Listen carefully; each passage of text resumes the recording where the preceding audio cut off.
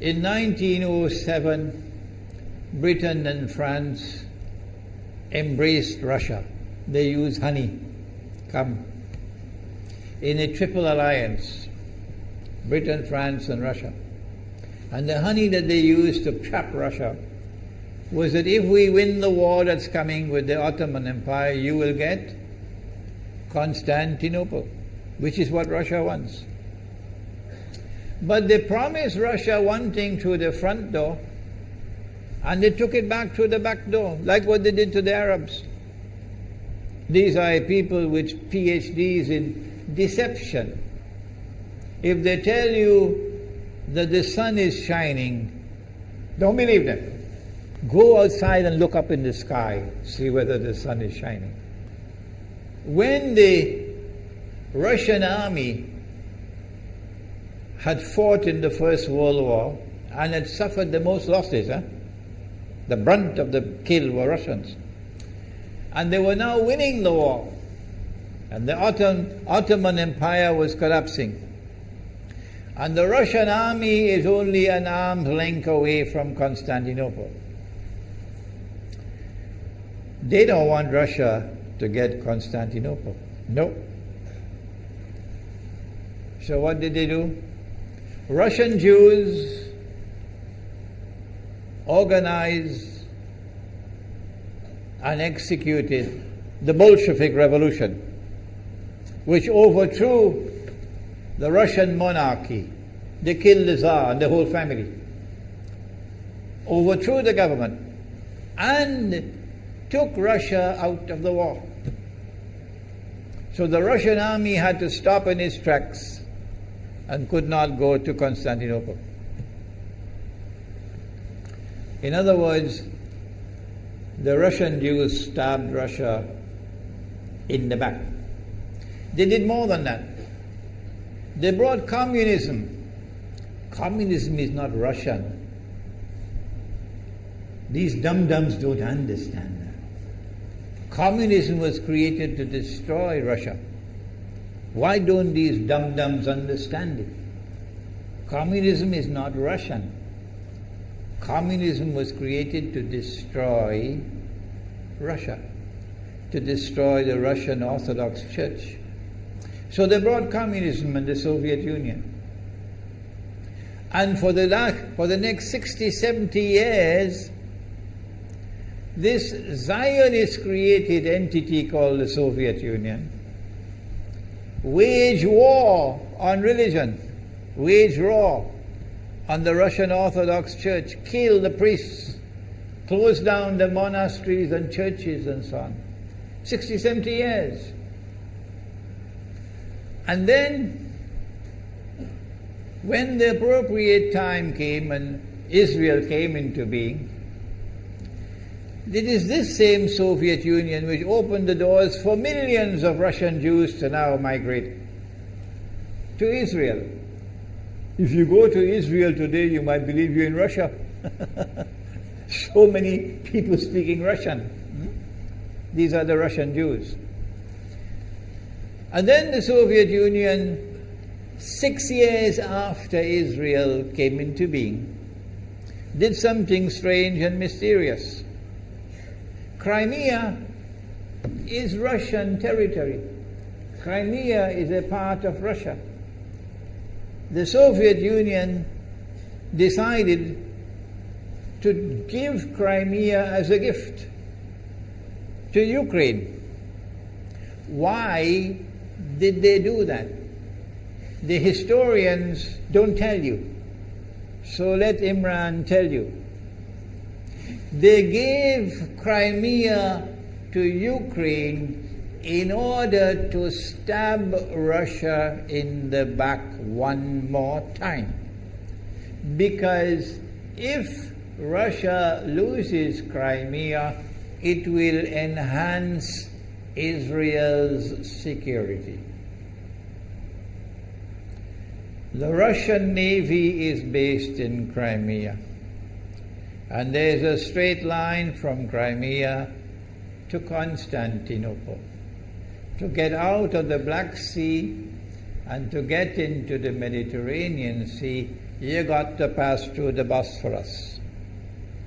And the city of Constantinople is located right there on the Bosphorus. So they gave Crimea as a gift to Ukraine. They never bothered to consult the people of Crimea and get their consent. No. They never bothered to seek the permission of the Russian people. No. But Washington doesn't want to hear that.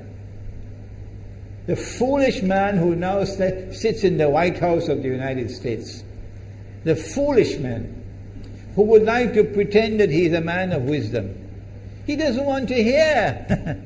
But what are the rights of the Russian people? Were they not violated? Do they not have the right to correct Iran and recover the territory which was unjustly taken away from them on Israel's behalf? Obama doesn't want to hear that. It's inconvenient for them. But in this masjid, we will expose whether it's convenient to you or not. They did more than that. Not only did they give Crimea to Ukraine, but earlier on they gave eastern Ukraine. Eastern, part of it now eastern Ukraine was Russian. It was Russian. And the Soviet Union gave it as a gift to Ukraine. Why is it being given to Ukraine? Answer is that when the proper moment comes, the same people who brought the Soviet Union into being now have a method by which they can cause it to collapse. The method that they're using now in Venezuela, popular demonstrations, they did it in Egypt, they did it in Tunisia. They are masters of that. They did it with the Soviet Union. I used to think that the Soviet Union collapsed because of Allah's kindness. But I was wrong. No, it was the Zionists who brought down the Soviet Union because they didn't need it anymore. Like tomorrow they wouldn't need you anymore, Saudi Arabia. And they wouldn't need you anymore, Islamabad. When will you understand that? They'll just throw you to the dogs. You served them long enough. So they brought down the Soviet Union.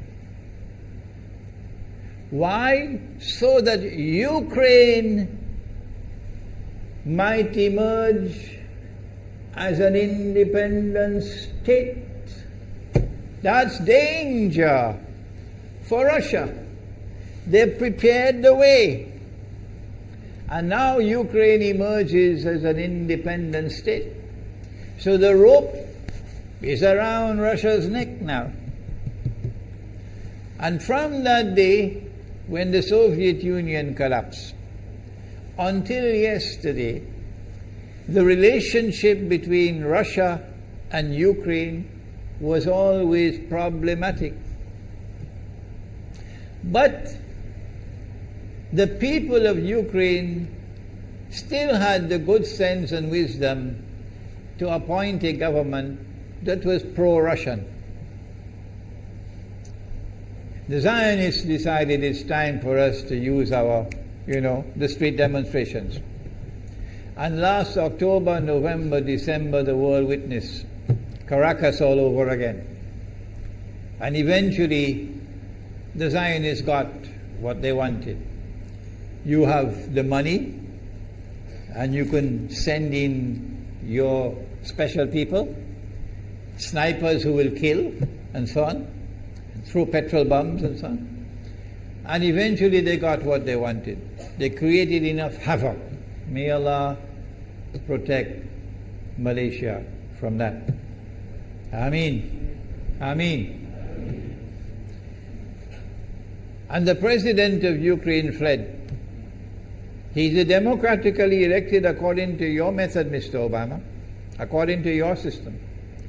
He's a legally elected president of Ukraine. And he had to flee. And these hypocrites in Washington and London and Paris who would like us to believe that they are honorable men. They are not. Instead of standing on the side of the legally appointed president and demanding the rule of law, they all showed their colors as hypocrites in immediately recognizing the new government in Ukraine. The new government in Ukraine is anti-Russian. That's what they wanted.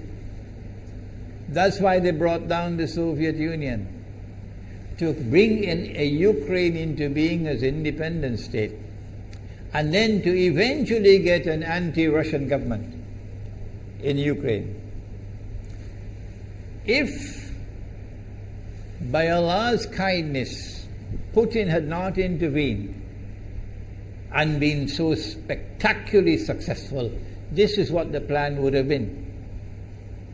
The new government in Ukraine would have joined NATO, and Russia could not stop it. And when the new government in Ukraine joined NATO, NATO will then send its armed forces into Ukraine. It could include nuclear weapons.